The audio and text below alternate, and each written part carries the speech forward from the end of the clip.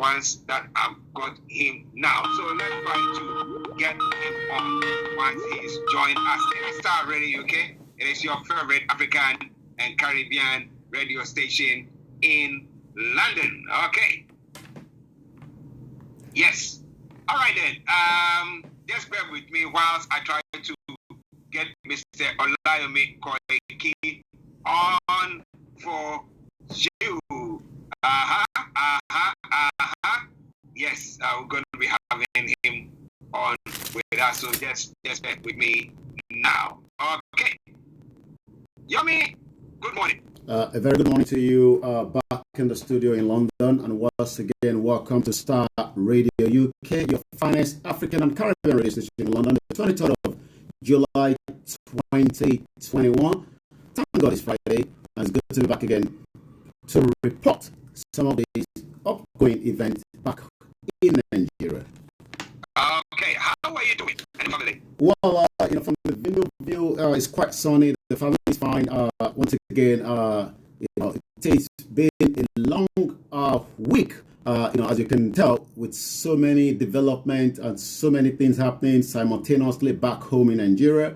But one thing is, like you always can be reliable that Starr Radio UK will be here to give you some of those latest updates and development from across the length and breadth of Nigeria, and some of those events developing as well with Nigerians outside the country, and especially those that believe as well that it is time that Nigeria must also respect the rules of the game, especially those that believe that this integration of Nigeria is no longer something that can be negotiated among those that are Nigerians but believe that either Biafra or Oduduwa. Well, listen, Mr. Olayomi Koiki for you is going to bring you more on those updates. So wherever you are, just stay with us. Now, first of all, let's go to the present issue. The news that have made the most headlines so far.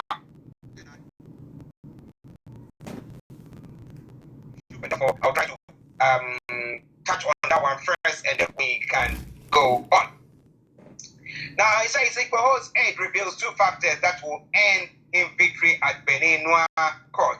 And they mentioned the unnamed in the media aid to the Battle Yoruba political agitator has expressed certainty of his victory at the court. They appeal in Benin. We know information coming through saying that Sunday Igboho's wife has been released. How true is that? And is it going to be released? What hope do you have of his release? But before then, Anthony Adeleke, good morning to you there as well. Okay, over to you, Yomi.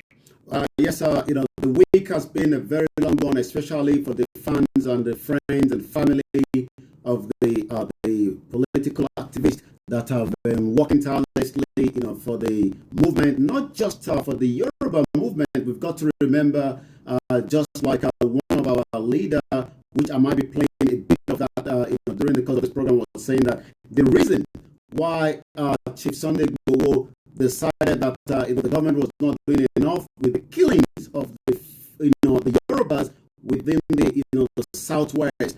He has not asked people like Dangote to leave the southwest. He has not asked other law-abiding Fulanis living in the southwest to have left southwest. But yes, like you said, Monday there was quite a lot of development, a lot of fake news, a lot of propagandists was also working. But we can confirm officially on Starr Radio UK that after the first hearing in Benin Republic that we believe was also working tirelessly with the rule of law, not just for the Benin law, but also with the international law, the wife of Chief Sunday Igboho was released. Let me quickly give us the update that we received from the team working on the ground there, which is also by Ilana Omodua. This update came in, very late yesterday, but this is what we have to say quickly. Yesterday, and this again, update on Chief Sunday Adeyemo's case in Republic of Benin by Ilana Omodua of Professor Banji Akintoye and his team that have stood tirelessly to make sure that Chief Sunday Igboho is getting all the legal representatives plus his wife back in Benin. Yesterday, the court set Mrs. Adeyemo Igboho's wife free since it has been found that she has committed no offense and there is no complaint whatsoever against her. Consequently, a German passport was returned to her. The lawyers handling the case reported after the proceeding that Chief Sunday Adeyemo Igboho cannot be extradited to Nigeria for two principal reasons: that contrary to insulation by Nigeria and Benin, have no extradition agreement. Number two, that Nigeria has not been able to come up with charges that could lead the court to order Igboho extradition to Nigeria. What Nigerian government came up with were mere allegations against Igboho, such as trafficking in arms and inciting violence that could result in the social disturbance without evidence, which the government of Benin Republic considered spurious and untenable and insufficient to warrant extradition. Lastly, the case has now been adjourned till Monday the 26th of July to allow Nigerian government bring up whatever evidence they may have, and Mr. Igboho has been taken back to the police custody. This was signed by Maxwell Adeleye, the communication manager for Ilana Omodua. So that is where we are at the moment, but I can tell you quite a lot is still happening. The court case, we cannot go into details because, as I'm sure with our listeners, you will have to understand legal proceeding. We cannot discuss as much, but we can just overview some of those developments as well. I'll be giving more update on those with the DSS in Abuja. But for now, this is still your morning show, Star Radio UK, your finest African and Caribbean radio station in London. And let me return back to you now in the studio. Yes, listeners, Mr. Olayomi Koiki for you. If you want to know more about that statement that is talked about, go to our Facebook page. It's posted it there, and you know all the proceedings. The fact that Mrs. Sunday Igboho has been released, okay? Because the Beninois say that we don't see any wrong in whatever thing that's due to. It puts some hope in whatever thing that is going on. That some way somehow he can also be free, because if the charges that is being leveled against him is not enough to warrant his extradition to Nigeria, then it might not happen. But we know that we have the Nigerian ambassador there. Was he the one trying to push more to get him extradited?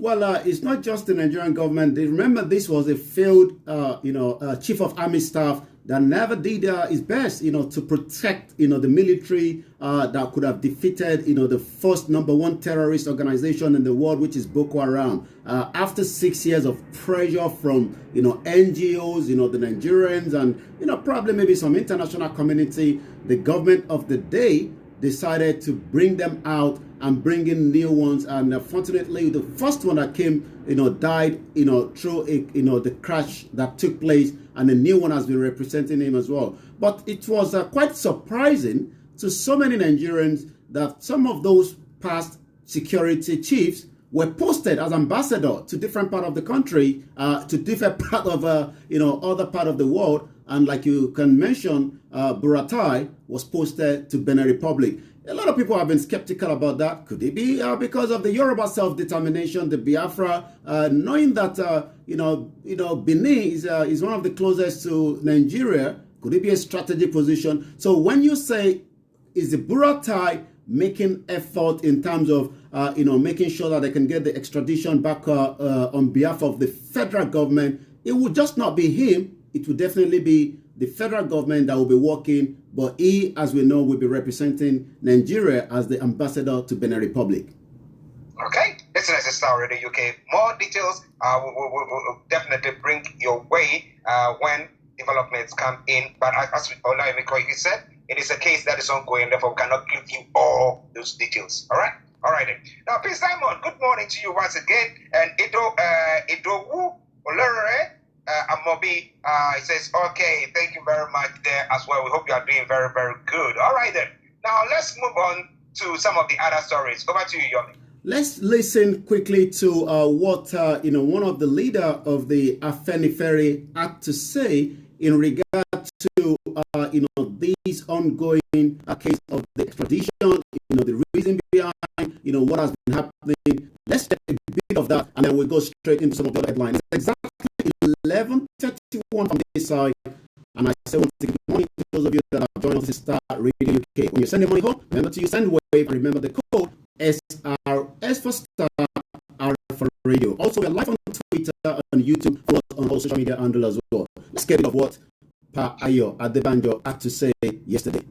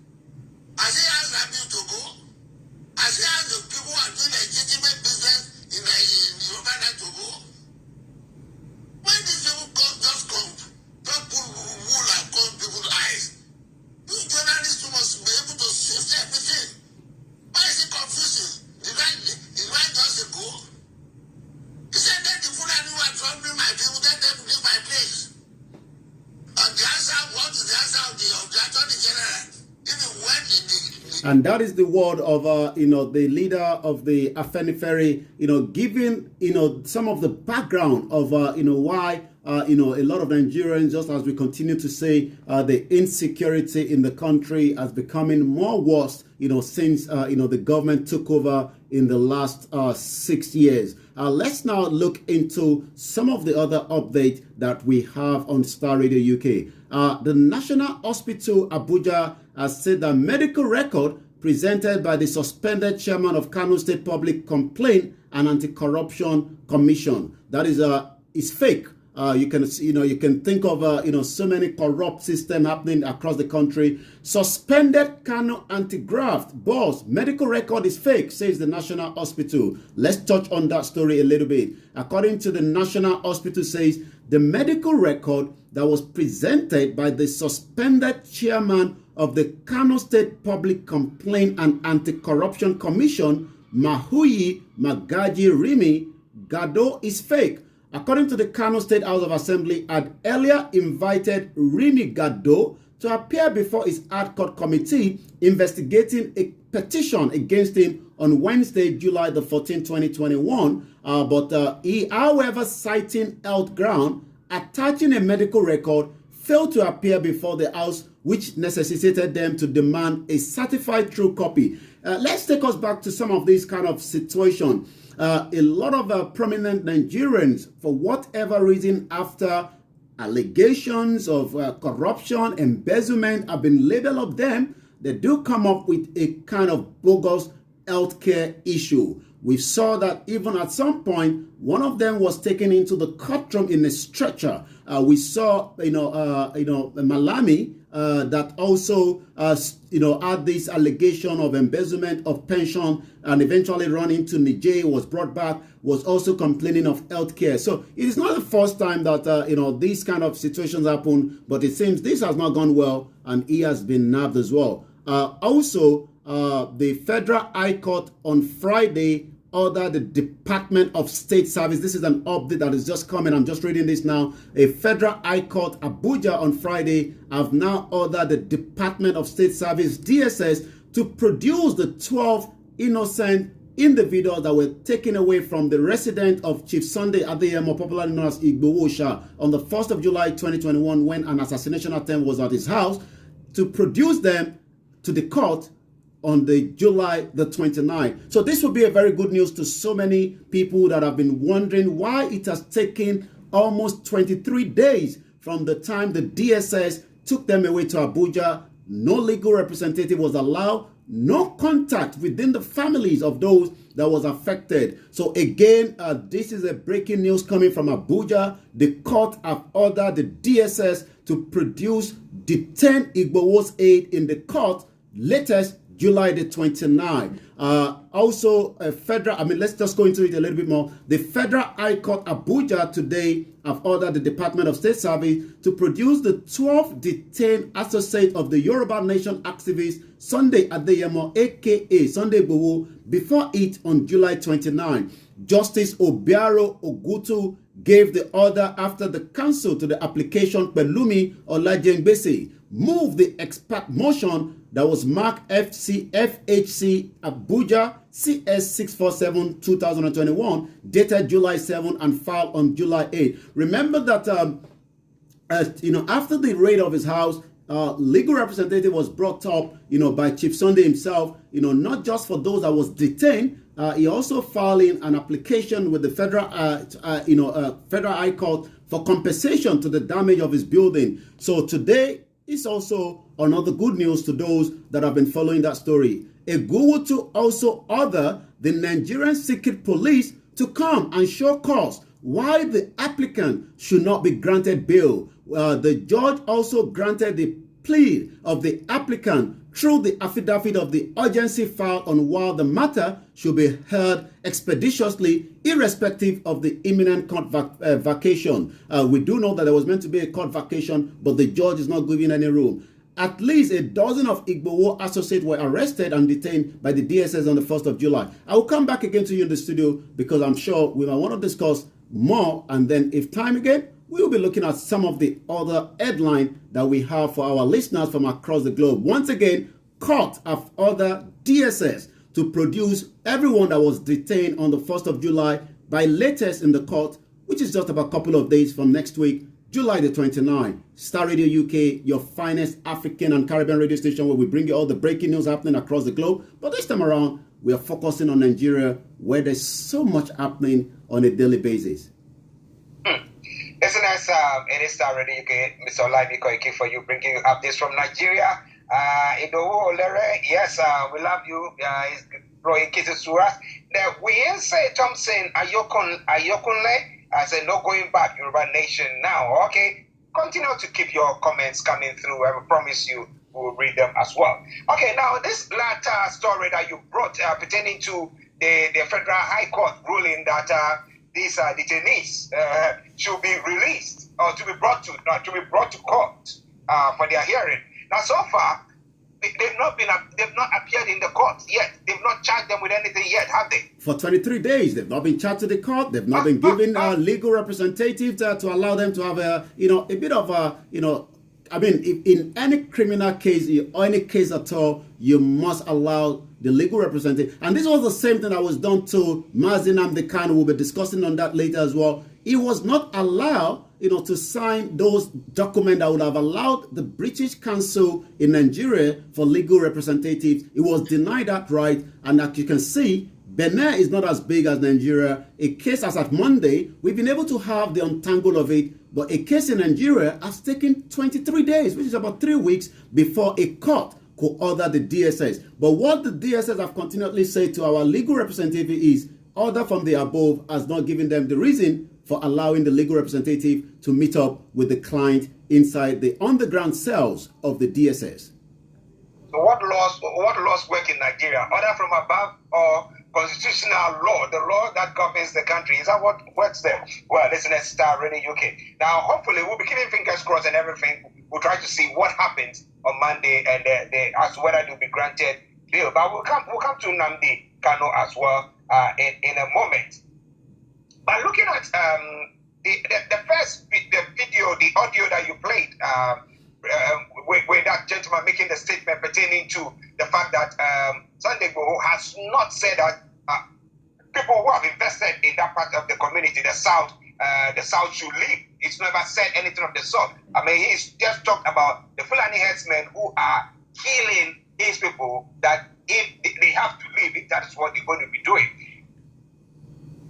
Has the Oba, what have been their reaction? Because people are looking at community leaders who government looks up to when they want to communicate to the community, that they will speak up or stand up to be counted, so that they will know that, well, when they came to this place, they were all raising their voices. We know that the southern governors have been saying that what has been going on, they are not pleased with it, the way things have been going. But somebody saying, well, it's too a bit too late for them to now come in, because they were there, they saw everything that was going on, yet they were silent. But what has been the reaction from all these quarters? And that is, the difference, when you look at, the case of Mazi Nnamdi Kanu that was, kidnapped, because it wasn't going through the normal process that the federal government should have done. The federal government actually kidnapped its rendition, and a lot of people will still have to face consequence for that, because it is not allowed in the 21st century to just kidnap somebody without a proper due court process. That is the situation where a lot of people were expecting that maybe those within the Southeast leaders or their royal fathers will have done something. But there's a bit different, with the ones from the Yoruba side, and I can give you that update quickly. The Ooni of Ife, the Royal Majesty, the main, forefront of our royal king, the Kabiyesi, yesterday, not yesterday, I think it was a day before yesterday, did what we called a 28 man committee, which I'm going to be giving a little bit background. The Adeyeye Enitan Ogowusi Ojaja II, a Yoruba monarch, from the Yoruba land. This is what took place. Oni inaugurate a 28 Yoruba think tank. The Oni inaugurated the 28-man committee on Thursday in Lagos, at the location where one of our legends, Obafemi Awolowo, founded Igboho Odudua. The Oni of Ife, Adeyeye Ogunwusi, or Jaja II, has inaugurated this 28-man Yoruba think tank known as the Oni Caucus. What are they going to be deliberating on? The present circumstances and the future of the Yoruba race. This is coming days after the Yoruba activist Sunday Adeyemo, also known as Sunday Igboho, was arrested in Cotonou in Benin Republic, days after his home was invaded by the SS operative. The Oni, an imperial monarch in the Yoruba land, has charged the group to look into the issues surrounding the arrest of Igboho, who has been at the forefront of the agitation for the self-independence of the Yoruba ethnic group, amongst other issues of the Yoruba interest. People that were brought together, the politicians, businessmen, and all sorts that were 28. They've had the first meeting, and they'll be reporting back as well, to the king. And I'm sure that also answer. I can also confirm that quite a lot of, Urbans, whether the ones in Benin Republic, though some of them in Nigeria, also started to do a lot of videos and putting out press statement in support of their son. That is a lawyer man, not just lawyer. He hasn't committed any crime. And those support are flying in, not just from Nigeria, but also Benin Republic. Remember, there's about millions of Yorubas that are living in Benin Republic, and we have some of our royal fathers that are also present in Benin Republic. Okay, that's a good one there. But let's look at what do you think that this will whip up the enthusiasm of the those in the southeast, the IPOP area, to say that, oh, look at what the Yorubas are doing, and therefore we also have to up our game. Have they anybody in that particular area also made any statement of the sort? Well, not to my knowledge, but I can tell you one of the political, human rights activists known as Deji Adeyanju said something to what you've just talked about. I have been following, some of the, the development from those from the Southeast, or the Biafra, as they might want to call themselves, to know what they are saying, but I was able to pick up the convener of the Concern Nigeria, Deji Adeyanju, has commended the Oni of Ife, Oba Adeyeye Enitan Ogunwusi, for the step taken on the arrest of the Yoruba agitator Sunday Adeyemo, also known as Sunday Igboho. In a tweet, the activist maintained that self-determination was not a crime, and he was now also putting a blame on the Southeast reacting. Adeyanju said the Southeast leader, whom he accused of being afraid, should have be more ashamed for not putting that same mechanism, when, Mazi Nnamdi Kanu was not just taken as an extradited person, but was, rendition, was kidnapped from Kenya, and that is going to be a lot of case to look into as we continue to monitor what is happening as well. This is Starr Radio UK. It is your finest African and Caribbean radio station in London. Follow us on all our social media, and it's 11:46. Let's come back again to you in the studio in London.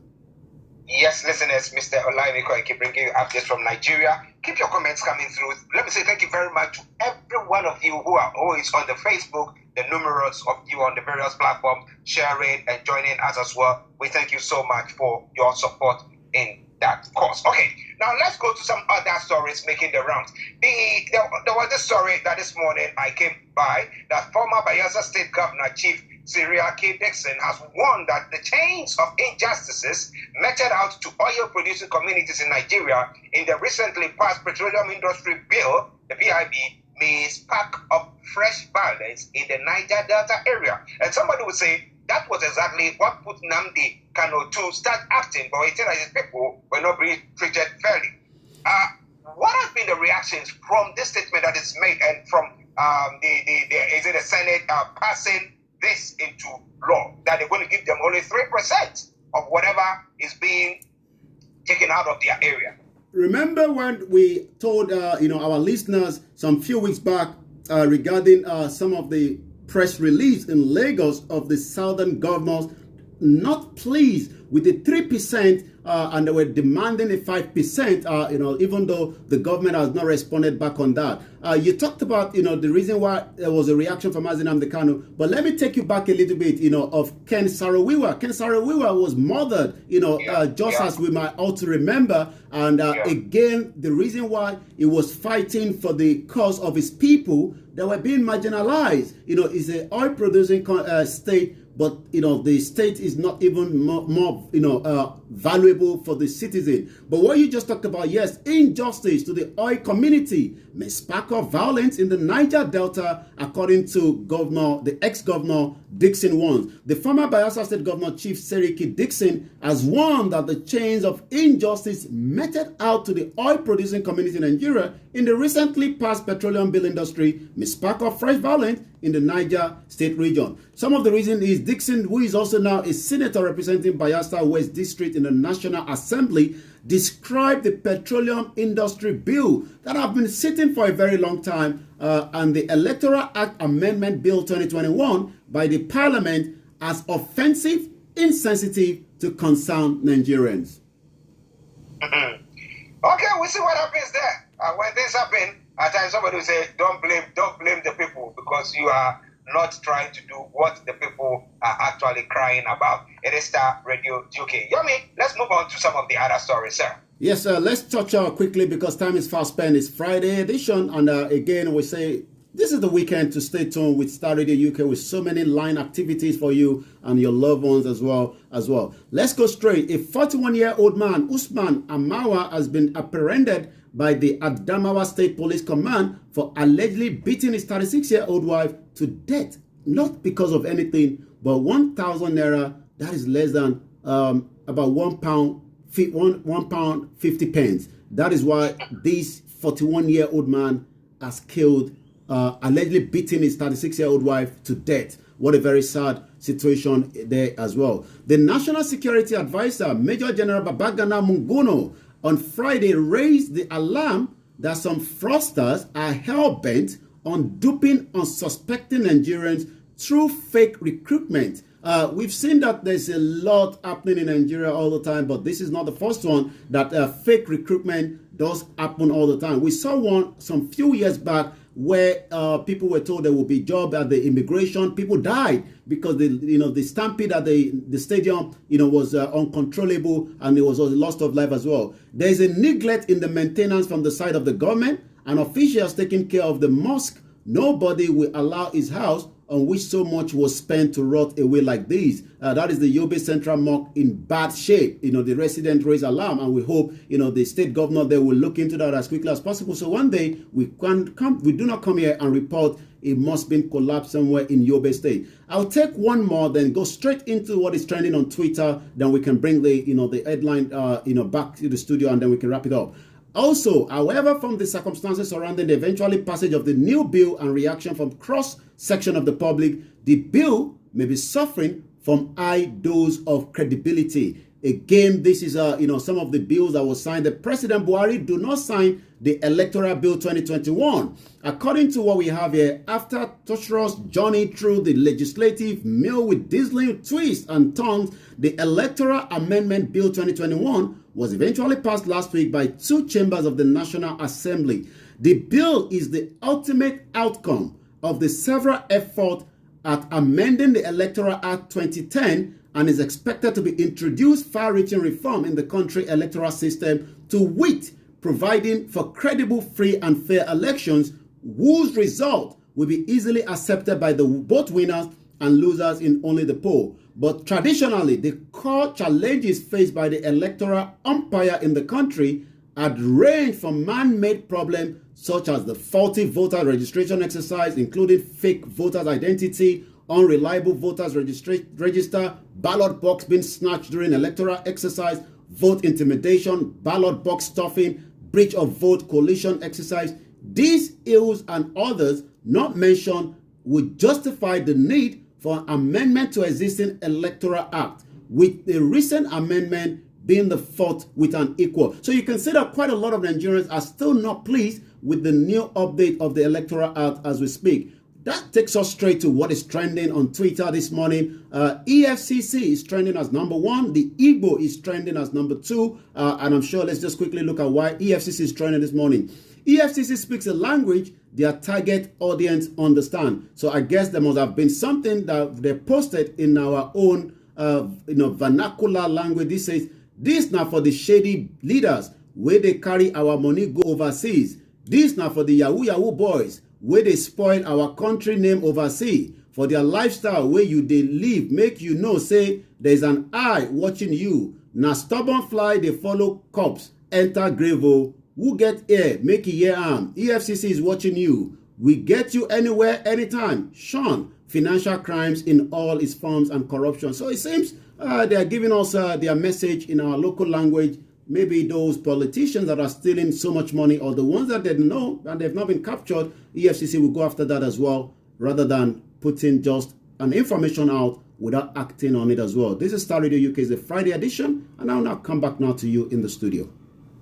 Yes, listeners, Mr. Olaimiko and Key, for you, we know we spend so much time. But a final one.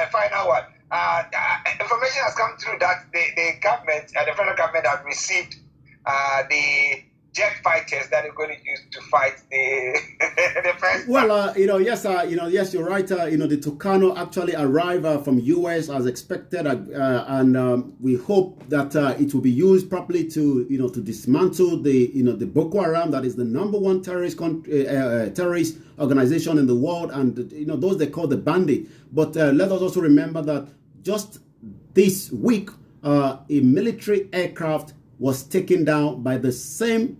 They call them, bandits, but we call them terrorists because they have the capability to take down what we call a military aircraft. So maybe this Tucano will be much guided and will not be taken down. Time will tell.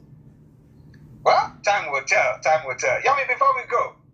Well, stay tuned with Star Radio UK. This is where we'll be giving you all the latest update. Do not go away, because Archie is still there to take you through the remaining part of the segment. And like I always say, Nigeria is really under pressure, and that under pressure will determine whether the 1984 song, Andrew, Do Not Check Out, a lot of people wants to check out of Nigeria, but time will tell. Okay, thank you very, very much, Mr. Olayomi Koiki, for that wonderful update. I was trying to see whether I can get that song, Andrew, don't check out. But okay, let me bring you this one. It says, Nigeria go survive, Nigeria go survive. But don't you go away, just stay with us. We'll be back with you with some of the other stories making the rounds this morning.